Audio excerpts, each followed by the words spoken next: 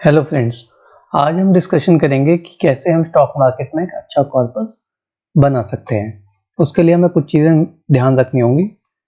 तो हमें सोचना होगा कि हमें कितना कॉर्पस बनाना है और कैसे बनाना है। अगर आप कुछ चीज़ें ध्यान रखेंगे तो आप एक बड़ा कॉर्पस स्टॉक मार्केट में बना पाएंगे। तो चलिए स्टार्ट करते हैं। तो देखिए, आप अगर कोई भी स्टॉक, चाहे वो कितना ही अच्छा है, अगर गलत प्राइस पे खरीद लेंगे तो आपका प्रॉफिट बहुत लिमिटेड हो जाएगा।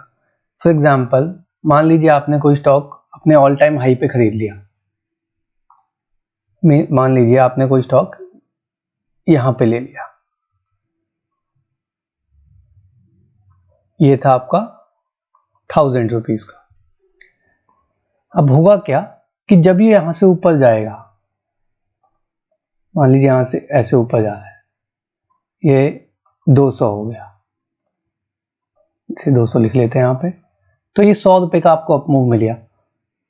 बट अगर आपने ये स्टॉक जब नीचे था यहां कहीं खरीदा होता, जब ये डाउन ट्रेंड में था, डाउन ट्रेंड मींस कि मान लीजिए आपका ये ऑल टाइम हाई से कुछ डिस्काउंट पे था, मान लीजिए 10%, 20%, तो ये आपको 20% एक्स्ट्रा मिलते। तो जो ये आपके 200 हुआ है आपको 80 पे मिलता और 200 हो जाता। फॉर एग्जाम्पल यहाँ पे 80 था, हालांकि ये डिफरेंस ज़्यादा है बट मैं आपको समझाने के लिए कहूँगा, ये 80 था और ये 100 था। तो जब ये 80 से 200 होगा तो आपको 120 रुपये मिलते। स्टॉक वही था बट आपने खरीदा नीचे। तो हमेशा हमें क्या करना है, हमें नीचे वाले प्राइस पे खरीदना है, कभी भी ऊपर नहीं। जैसे मान लीजिए कोई स्टॉक ऐसे बढ़ रहा है, फिर ऐसे चला गया, फिर नीचे आ गया, फिर ऐसे आपको बहुत से मौके देगा स्टॉक। तो आपको वेट करना है सही मौके का, फिर खरीदना है। किसी एक्सटर्नल टिप्स पे रिलाई नहीं करना है। मान लीजिए आपको कोई फ्रेंड कह रहा है कि यार ये स्टॉक तो बहुत अच्छा है, ले ले, तो हमें वो नहीं करना है। हमें क्या करना है, अपने खुद से उसके फंडामेंटल चेक करने हैं और फिर वो स्टॉक लेना है। अगर हमें फंडामेंटल्स ठीक लगते हैं तो ही हमें वो स्टॉक लेना है, नहीं तो हम नहीं लेंगे उस स्टॉक को। तो हमें कभी भी किसी एक्सटर्नल टिप पे रिलाई नहीं करना है कि मान लीजिए आपको कोई फ्रेंड बताने लगे 10 रुपये की स्टॉक है, ये 100 हो जाएगा, और आपने ले लिया। तो बेशक वो 100 हो जाए, बट आपको तो कन्विक्शन नहीं है ना उसमें कि वो 100 हो जाए, क्योंकि आपने तो उसके बारे में कोई रिसर्च ही नहीं की। तो हमें कभी भी एक्सटर्नल टिप्स पे रिलाई नहीं करना है। हमें कभी भी इमोशनल इन्वेस्टिंग नहीं करनी है। इमोशनल इन्वेस्टिंग का मतलब है, मान लीजिए आपने कोई स्टॉक लिया, वो ऐसे गया, फिर यहाँ आया, फिर मान लीजिए वो नीचे चला गया।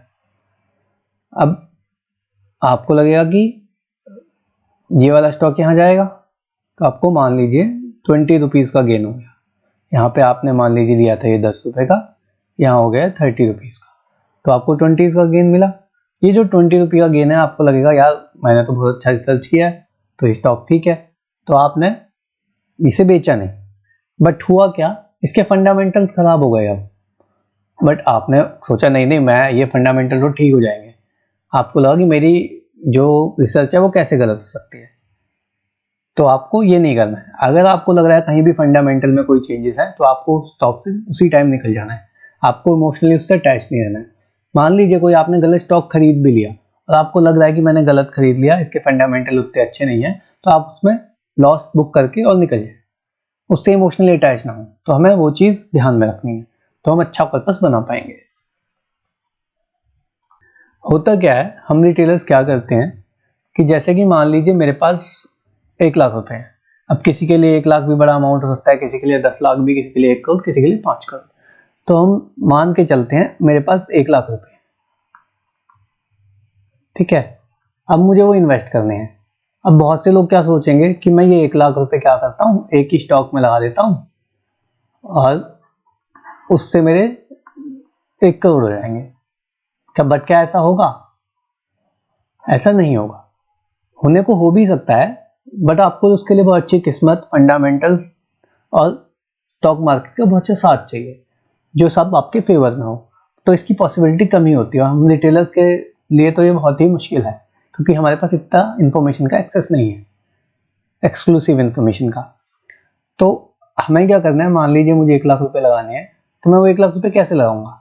वो 1 लाख रुपए मैं कम से कम 10 स्टॉक्स में लगाऊंगा। हालांकि आप अपने हिसाब से और भी ले सकते हैं, 20 भी करते हैं कुछ लोग, बट हाँ, अगर मान लीजिए आपको 20 भी लगाने हैं तो अमाउंट इस हिसाब से डिवाइड कीजिए कि मान लीजिए मेरे 5% एक में लगे तो आप 20 में लगा सकते हैं।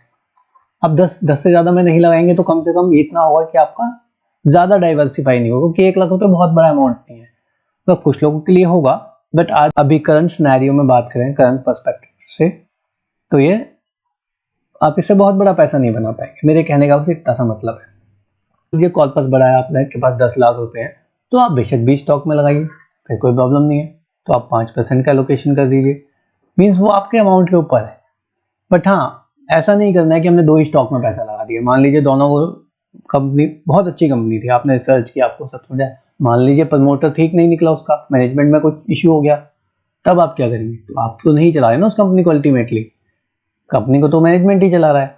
तो आपको ये ध्यान में रखना है। अब आपको एक चीज और ध्यान में रखनी है कि आपको कोई भी स्टॉक जल्दी नहीं बेचना है अगर उसके फंडामेंटल्स चेंज नहीं हो रहे हैं। फॉर एग्जाम्पल, आपने कोई स्टॉक खरीदा, वो यहाँ पे था, ठीक 10 रुपए का था, अब वो ऐसे गया, फिर ऐसे गया, फिर ऐसे गया, ऐसे गया, आपको यहाँ पे आते आते ये मान लीजिए 150 का हो गया। आपको लगेगा यार मेरा तो प्रॉफिट 15x हो गया, बट आप ध्यान रखिए कि उसके फंडामेंटल्स नहीं चेंज हुए। तो आपको क्या करना है, उसके साथ बने रहना है, क्योंकि फिर ये मान लीजिए 1500 का भी होगा, 1600 का भी होगा, ऐसे ही चलता है। बट अगर फंडामेंटल्स चेंज हुए तो आपको बेच के निकल जाना है। तो हमें जल्दी से प्रॉफिट नहीं बुक करना है, जो हमारे विनर्स हैं उसके साथ हमें बने रहना है। So thank you guys. आप हमें नीचे कमेंट करके बता सकते हैं आपने इनमें से कौन सी मिस्टेक की है।